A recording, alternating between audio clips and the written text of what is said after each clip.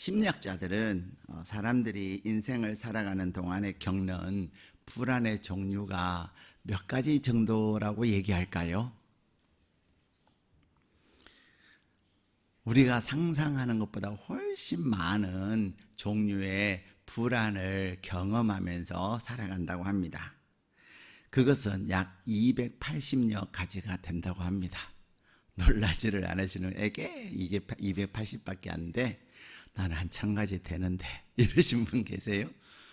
근데 심리학자들이 사람들과 이렇게 상담하고 또 설문을 하고 하면서 분류하기를 약 280여 가지의 불안을 겪으면서 살아간다는 거예요.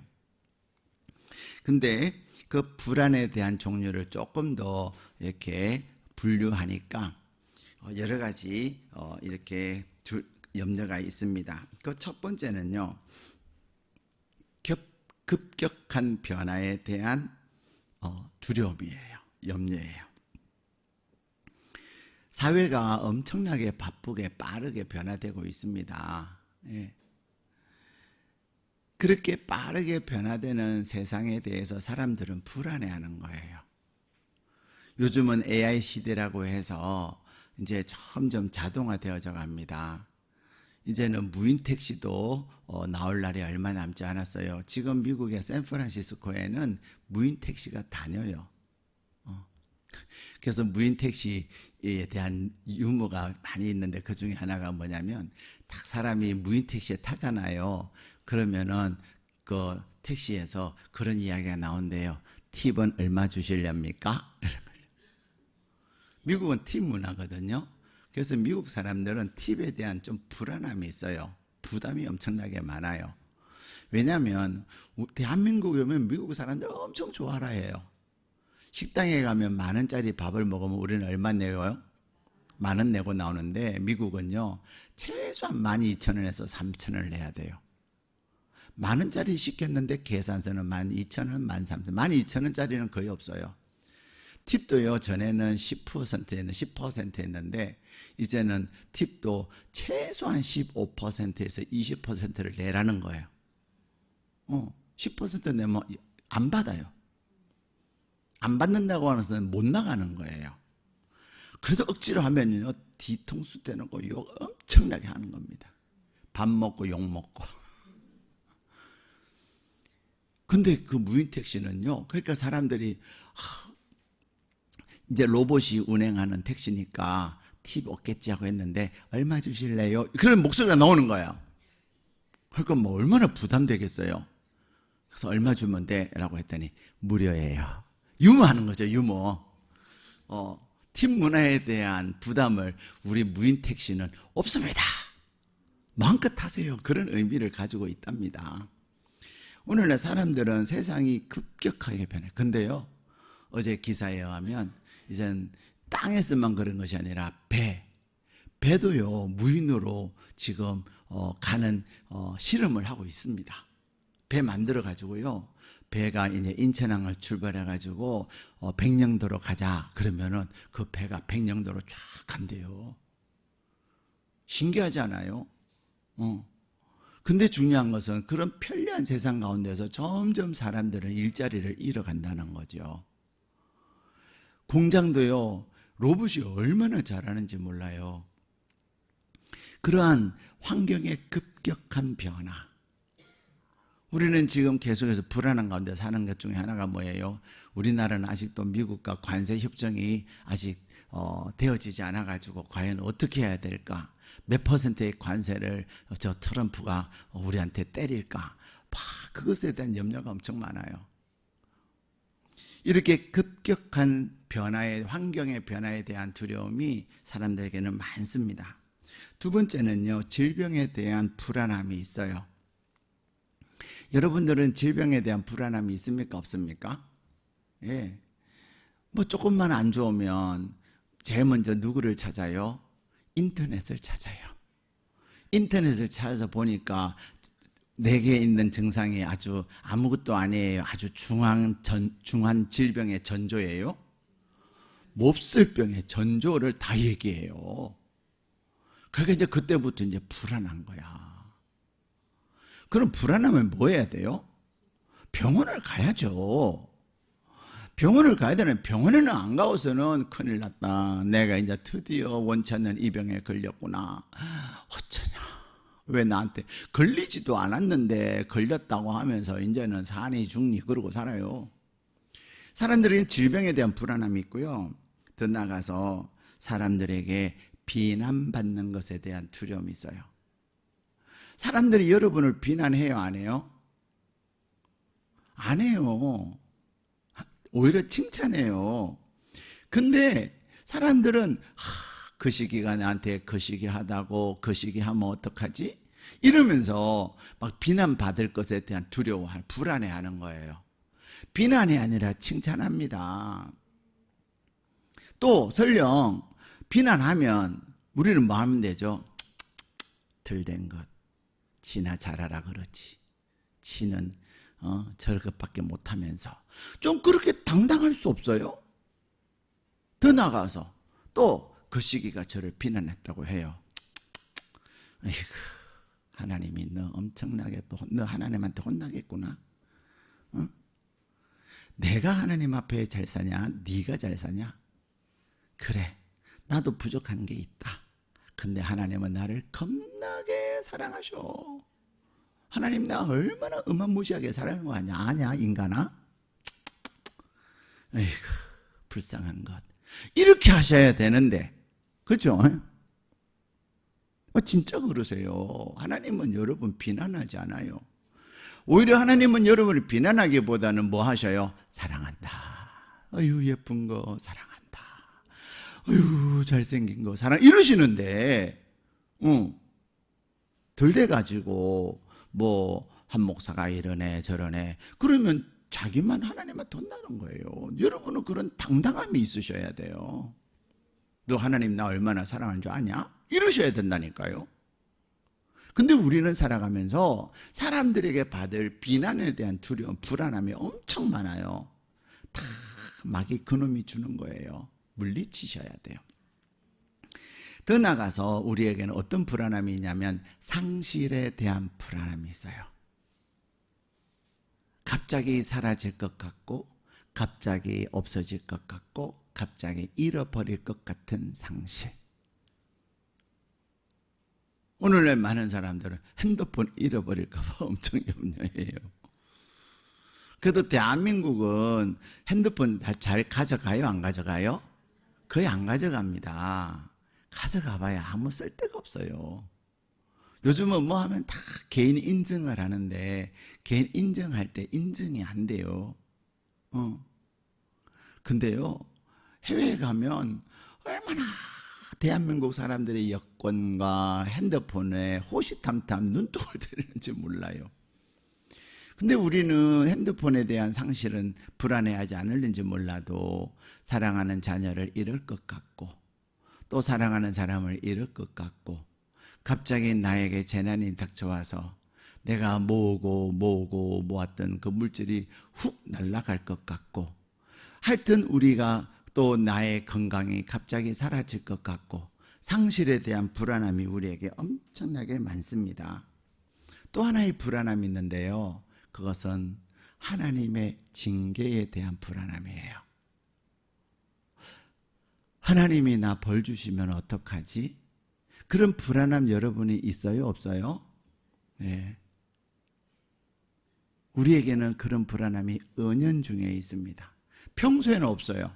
근데 뭔가 좀 꼬이는 것 같고 뭔가 좀 잘못되는 것 같으면 바로 하나님이 나 벌 주시네.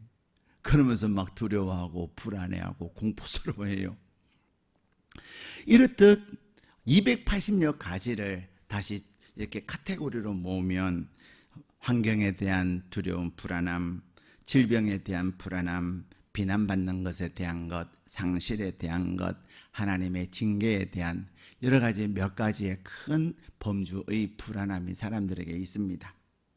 더 나아가서 죽음에 대한 불안함이 있어요. 그런데 오늘 하나님께서 우리에게 주신 본문의 말씀에 보면 이 시편 43편은 시편 23편과 함께 연계되어져 있는 말씀인데 우리 5절 말씀 같이 읽겠습니다. 시작. 내 영혼아 내가 어찌하여 내 속에서 불안해하는가. 너는 하나님께 소망을 두라. 그가 나타나 도우심으로 말미암아 내 하나님을 여전히 찬송하리로다. 아멘. 이 시편 43편은 42편과 함께 연계되어져 있는 말씀인데 그것을 우리는 어떻게 할 수 있냐면 5절의 말씀 내 영혼은 내가 어찌하여 낙심하며 어찌하여 내 속에서 불안해하는가. 너는 내 하나님께 소망을 두라. 그가 나타나 도우심으로 말미암아 내 하나님을 여전히 찬송하리로다 라는 이 말씀이 5절에 동그라미 하시고요. 그리고 42편에 가셔서 42편 5절에도 똑같은 말씀이 나와요. 그렇죠? 내 영혼아 내가 어찌하여. 그리고 그래서 5절에 동그라미 해놓고요. 그 다음에 11에다가도 동그라미 하세요. 11절에도 똑같은 말씀이. 그래서 우리 한글 성경에는 이렇게 42편, 43편 이 편수를 나눠놨지만 이 시는 원래 하나의 시였다라고 이렇게 추정을 합니다. 근데 이 42편, 43편을 누가 지었냐? 이 시를 쓴 사람은 42편 바로 딱 숫자 옆에 보면 누가 있어요? 고라 자손 있죠. 고라 자손의 네모를 딱 해놓으세요. 이 고라 자손은 어떤 사람이냐면 민수기 16장에 보면 등장을 하는데 모세의 사촌이에요. 모세의 사촌이었는데 그들이 광야에서 다단과 온과 당을 지어가지고 모세와 아론을 대적하다가 땅에 갈라져서 산채로 죽임을 당한 사람들의 자손이었다는 거예요. 그러나 고라 자손이 다 죽은 것이 아니라 그 중에 살아남은 사람이 있는 거죠. 그 살아남은 사람들은 그 이후에 성전 문지기로 또 음악을 담당하는 사람들로 하나님께 영광을 올려드린 사람들이에요. 그래서 이 고라 자손을 보면 반역에 지도자에게 반역하고 또 대들고 그랬지만 하나님의 구원의 은혜를 경험한 자들이 이제는 하나님 앞에 헌신한 사람들이에요. 그래서 그들의 이 고라 자손의 시는 이 시편에 여러 편들이 실려져 있습니다. 그런데 이 시는 바벨론의 침략 때에 포로로 끌려갔던 고라의 자손 중 한 사람이 나라를 잃어버리고 더는 성전에 나가서 예배 드릴 수 없는 절망의 상황에서 쓴 시로 이렇게 성경학자들은 추정을 하고 있습니다. 무엇에 대한 절망? 예배를 드릴 수 없는 절망. 우리는 예배를 안 드리면 좋아해요, 안 좋아해요? 내가 예배를 드릴 수 없다고 하는 것은 절망인 거예요. 내가 예배를 드릴 수 없다고 하는 것은 이제는 미래가 없는 거예요. 그래서 바벨론으로 포로로 잡혀갈 때 그 고라 자손 중에 하나는 이제 그 바벨론 땅에서 우리는 어떻게 예배를 드리나? 그래서 그들은 예배 드릴 수 없음으로 인하여서 그들에게 일어날 수많은 일들에 대하여 낙심하고 불안해하고 있는 것입니다. 이 불안해한다는 말은 무슨 말이냐? 바로 용기를 잃는다는 그런 뜻이에요. 그래서 그들은 낙심하고 불안해하면서 이제는 희망을 잃어버리고 용기를 잃어버리는 겁니다. 그래서 오늘 본문에는 이 용기를 잃다, 희망을 잃다, 그것에 대하여 뭐라 그러죠? 하나님께 소망을 두라, 이렇게 얘기합니다. 그렇다면 이 시편 기자는 이런 상황 가운데서 어떤 일로 낙심하고 불안해하고 있습니까? 아까 사회 심리학자는 여러 가지 280여 가지의 그러한 불안의 종류를 다시 여러 가지 몇 가지의 카테고리를 나눴잖아요. 근데 오늘 이 시편의 고라 자손은 그들이 사람들의 조롱과 멸시에 대하여 두려워하고 낙심하고 있습니다. 비슷하죠, 그죠? 왜? 똑같으니까 인간은. 시편 42편 3절을 같이 읽겠습니다. 시작. 시편 42편 3절입니다. 시작. 사람이 종일 내게 하는 말이 내 하나님이 어디 있느냐 하오니 내 눈물이 주야로 내 음식이 되었도다. 아멘. 여러분, 여러분의 주변의 사람들은 여러분들에게 야, 하나님 어디 있냐? 너 그렇게 열심히 교회 다니면서 제발 하나님 있는 증거를 좀 대봐라. 이런 얘기 들어보신 적 있으세요? 야, 내가 너를 보니까 하나님 없는 것 같아. 그러면서 비아냥거리는. 심지어는 이런 얘기도 하죠. 야, 하나님은 계시는데 너는 버린 것 같아. 하나님은 너한테는 무능하신 것 같아. 어떻게 하나님이 계시는데 너에게 그런 일이 일어나냐? 이런 얘기 들어보신 적이 있으세요? 42편 10절에는 또 다른 조롱의 이야기가 나옵니다. 42편 10절 읽겠습니다. 시작. 내 뼈를 찌르는 칼같이 내 대적이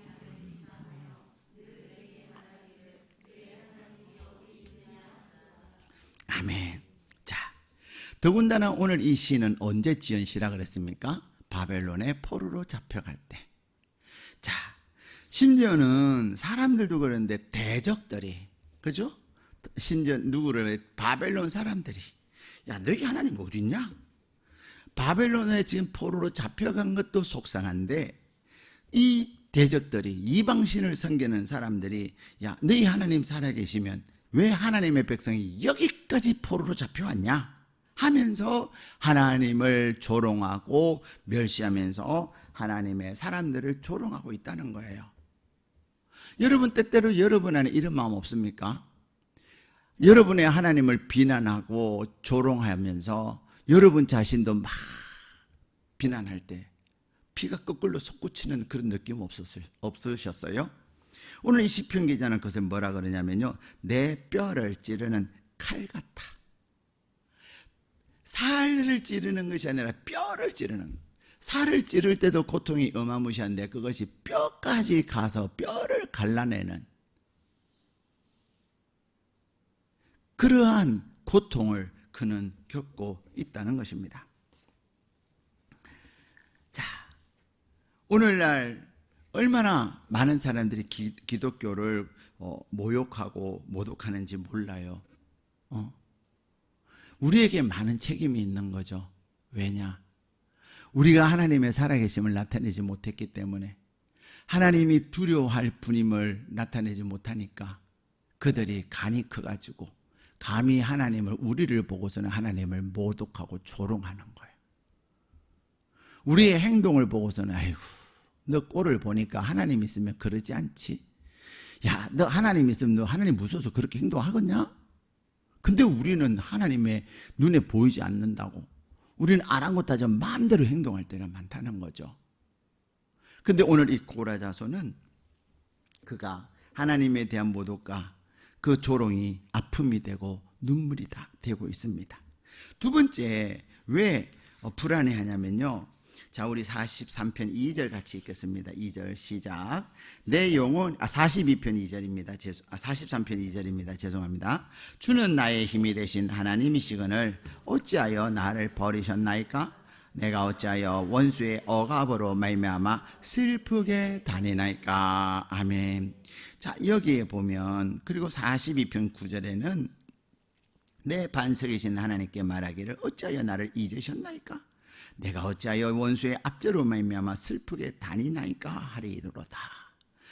오늘 이 시편 기자는 사람들의 조롱과 비난과 멸시로 인하여서 불안해할 뿐만 아니라 하나님의 침묵과 하나님의 방임 때문에 그는 불안해하는 거예요. 여러분이 하나님 앞에 기도할 때 하나님의 응답도 없으면서 하나님의 약속도 없는 그런 때 없습니까? 하나님이 즉각 응답해 주시지 않을 때는 하나님이 감동을 주셔야 돼요. 기다려라. 내가 반드시 한다. 그러면은 우리는 기다릴 수 있는데 조금 기다리다 또 막 그러긴 하죠. 근데 어떨 때는 그거는 아니다 할 때도 있단 말이에요. 근데 그러한 것이 없이 막연하게 내가 기도는 하나 답이 없을 때, 제가 가끔 그러잖아요. 여러분이 기도하는데 응답 없으면 그냥 응답 없다 그러지만 누구를 찾아야 돼요? 여러분의 목사를 찾아야 돼요. 여러분의 목사나 여러분의 사모에게는 하나님이 응답해 주시는 나에게 없을 때가 있거든요. 그럼 왜 나에게는 없을까요? 나는 하나님이 말씀하시는 것을 아멘 말씀하옵소서 주의 종이 듣겠나이다 이렇게 안 하고 안 돼요 안 돼요 안 해요 안 해요 이런 마음을 가지고 있으니까 응답이 임하지를 않는 거예요. 응답은 하셨으나 그 응답을 내가 느낄 수가 없는 거예요. 들을 수가 없는 거예요. 내가 하나님께 길을 딱 막고 있고 이렇게 마셔야 됩니다라고 하니까 없는 거예요. 그럴 때는 성도들을 찾지 말고 목사를 찾으세요. 성도들은 어문 소리를 너무 잘해요. 근데 목사를 찾으면 여러분을 위하여 정확한 얘기들을 해드려요. 하나님의 마음을 여러분에게 전해드려요. 근데 우리는 기도하다가 이렇게 답답할 때가 있어요. 응답이 없을 때가 있어요. 그럴 때 하나님은 나를 버린 것 같고 하나님은 나를 잊어버린 것 같아서 불안하고 두려운 거죠. 예. 세 번째는요, 오늘 이 본문에는 이 시인은 왜 불안해할까요? 더는 포로로 잡혀감으로 말미암아 그가 하나님 앞에 예배 드릴 수 없음으로 인하여서 그는 불안해하고 있는 것입니다. 자, 이럴 때 이렇게 우리가 사람들의 조롱과 사람들의 멸시로 인하여서 또 하나님이 침묵하는 것 같고 더 이상 예배 드릴 수 없는 그런 상황 가운데서 우리는 어떻게 해야 합니까? 이제는 우리에게 모든 것이 절망일까요? 아닙니다. 하나님은 우리에게 분명히 말씀하십니다. 소망이 있다. 그래서 오늘 7월에 우리에게 주시는 약속의 말씀의 제목이 소망이 있습니다. 한번 따라 하실까요? 소망이 있습니다. 소망이 있습니까? 예. 여러분의 마음에 절망이다, 이제는 끝났다, 어떡하나 그렇게 불안해하고 염려하는 그 모든 것들에 대하여서 여러분들이 오늘부터 기도할 때마다 하나님, 여기에도 소망이 있습니다. 하나님, 이 일에도 소망이 있습니다. 선포하시고 기도하시기를 축복합니다. 오늘 이 시편 기자는 그렇게 이야기합니다. 예. 우리 5절 다시 한번 읽겠습니다. 시작. 내 영혼아, 내가 어찌하여 낙심하며 어찌하여 내 속에서 불안해하는가? 너는 하나님께 소망을 두라. 그가 나타나 도우심으로 말미암아 내 하나님을 여전히 찬송하리로다. 아멘. 자, 오늘 시편 기자는 자기 자신을 향하여 그렇게 이야기합니다. 어찌하여 낙심하며 어찌하여 불안해하는가? 이 말은 무슨 말이에요? 이 말은 무슨 말이에요? 여러분, 반의법 아세요? 그 다음에 그 질문을 하는 듯하지만 그 반대의 의미를 갖는 그런 말이에요. 어찌하여 낙심하고 어찌하여 불안해하나? 이 말은 무슨 말이냐면 낙심하지 말아라, 불안해하지 말아라, 이 말이에요. 여러분의 어떤 종류의 불안이 있고 어떤 종류의 낙심이 있다 할지라도 여러분의 생각 속에서 야, 이제 앞으로 이렇게 되겠구나, 아, 이러면 어떡하지, 이렇게 하면 어떻게, 이런 일이 일어나면 어떡하지, 불안해하고 염려하고 걱정하는 그런 것들에 대해서 무엇을 선포하셔야 돼요? 불안해하지 마, 낙심하지 마. 왜냐? 하나님께 소망이 있어. 그것을 우리는 선포해야 된다고 하는 것입니다. 두 번째는요, 우리가 우리 자신을 향하여 낙심하지 말라고, 불안하지 말라고 선포할 뿐만 아니라 우리는 두 번째 하나님께 소망을 둬야 돼요. 여러분이 불안해하고 있고 여러분이 낙심하고 있는 그것들 하나님께 맡기세요. 그 일을 하나님이 하신다면 어떻게 될까? 그 하나님을 대입을 시키셔야 돼요. 예를 들어서 애가 공부를 열심히 해서 그래도 등록금의 일부는 해결을 했는데 나머지는 어떡하지? 또 이렇게 뭐 학교를 다니는데 이렇게 비용이 들고 저렇게 비용이 들고 그렇게 막 걱정을 하잖아요, 사람들은. 야, 등록금이 얼마인데 이러면서. 그런데 하나님 거기에 자, 등록금의 문제니 또 다니면서 뭐 기숙사비니 또 뭐 집값이니 뭐 등등 그런 것들에 대해서 내가 할 수 있는 게 있어요, 없어요? 없어요. 내 통장 잔고는 뻔해요, 마이너스. 그런데 그것에 대해서 뭐 하는 거죠? 하나님을 대입시키는 거예요. 하나님, 이제 새학기가 다가오는데 얼마가 필요해요? 거기 얼마를 나는 마이너스니까 적용시킬 게 없잖아요. 근데 거기에 누가 계세요? 나를 생각하면 불안해하고 나를 생각하면 낙심이 되지만 거기에 어떻게 해야 돼요? 하나님을 대입시켜야 되는 거예요. 거기에 하나님을 적용시키는 거예요. 하나님을 적용시켰을 때 그것은 플러스가 될까요? 마이너스가 될까요? 플러스가 되죠. 그래도 또 2학기를 하게 하시는 하나님, 그렇죠? 하나님이 반드시 책임지실 것에 대한 믿음과 확신을 가지는 거죠. 왜? 하나님이 계시니까. 나는 절망이고 낙심이지만 하나님은 나의 소망이요 나의 희망인 것입니다. 이 고라자손은 바벨론으로 포로로 잡혀가는데 포로에게 무슨 희망이 있습니까? 그러나 그는 그 포로로 잡혀감에 있어서도 누구를 대입시키고 있어요? 하나님을 대입시키고 있는 거예요.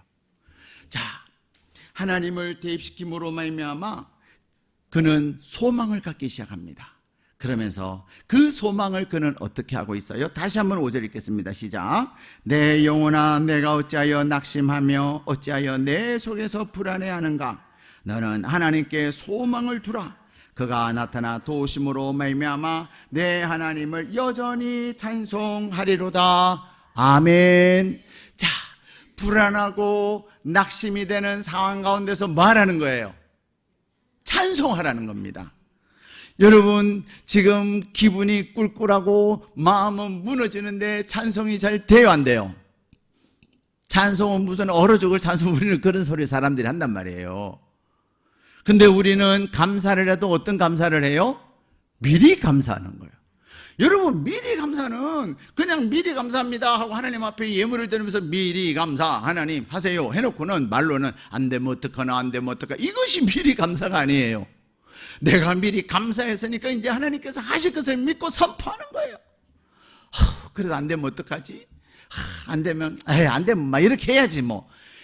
그러면 안 되는 거예요. 미리 감사를 했으면 이제는 감사한 대로 하나님이 행할 것을 믿고 선포하고 바라는 겁니다, 여러분. 그게 미리 감사예요. 예. 사랑하는 여러분, 하나님을 찬송한다고 하는 것은 믿음의 찬송을, 하나님이 행하실 것을 믿고 바라며 믿음으로 드리는 찬송을 이야기하는 거예요. 마음이 무너지고 절망이 되는 상황 가운데 여러분이 억지로 여러분이 제일 좋아하는 찬양을 불러보세요. 그러면요, 그 찬양하는 가운데 여러분의 영혼이 확 살아나고요, 여러분의 마음이 확 일어나는 거예요. 그러면서 다시 눈이 열려져서 하나님이 행하실 것을 바라볼 수가 있는 것입니다. 사랑하는 여러분, 우리가 인생을 살다 보면 하나님이 나를 버린 것 같기도 하고, 또 사람들이 하나님을 조롱하고 나의 하나님을 비난하는 것 같지만, 그때는 이미 하나님이 일하고 계심을 확신하셔도 충분합니다. 사람들이, 사단이 여러분의 마음을 낙심시켜서 주의 일을 못하게 하고 하나님의 역사를 이루지 못하게 하는 거예요. 마귀들이 그것을 알기 때문에 여러분을 낭망하게 하고 낙심하게 만드는 거예요. 항상 본질을 생각하셔야 돼요. 어떤 분이 그러는 거예요. 자기는 그냥 하나님 앞에 결심하고 이제는 은혜를 받아야지 했는데 막 사람들이 하는 소리가 막 들려가지고 정신이 사나워갖고 은혜를 못 받았다는 거예요. 그래서 제가 그런 얘기를 했어요. 집사님, 왜 당신에게 자꾸만 그런 소리가 들리는 줄 아세요? 또 사람들이 하는 소리 듣고 마음에 그냥 낙심이 되고 또 분노가 일어나고 그런 줄 아세요? 마귀가요, 여러분, 당신은 은혜 못 받게 하는 거예요. 당신이 집회에 참여하는 것은 은혜 받기 위해서 하는 거잖아요.